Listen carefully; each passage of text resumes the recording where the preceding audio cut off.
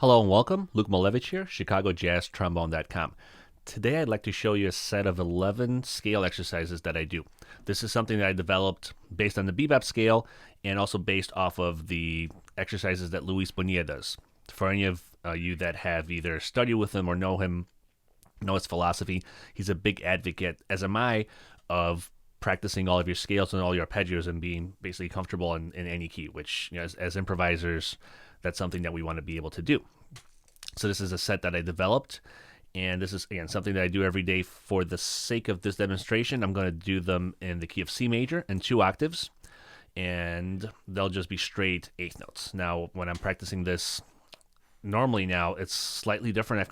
Because I've been doing this for about 7 years, I have a spreadsheet that I'm going to pull up, actually, look at it, that goes back to 2013, when this whole thing started, when I started doing these exercises. So it's been a while since then. I've kind of developed a slight variation on how I do them, and I'll show you that at the very end.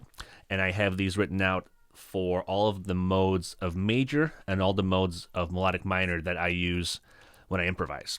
So for major, there's dominant, there's Dorian and Lydian, and then for melodic minor, there's melodic minor, there's Locrian sharp 2, major sharp 4, sharp 5, Lydian dominant, and diminished whole tone.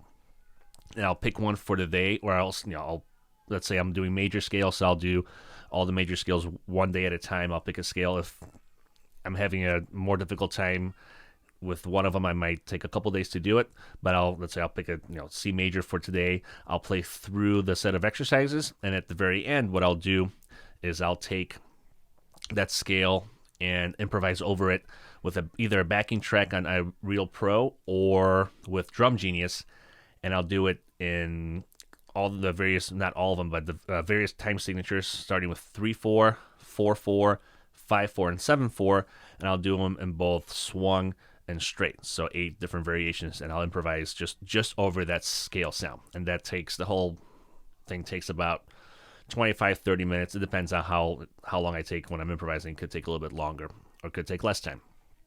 So here are my 11 bebop scale exercises.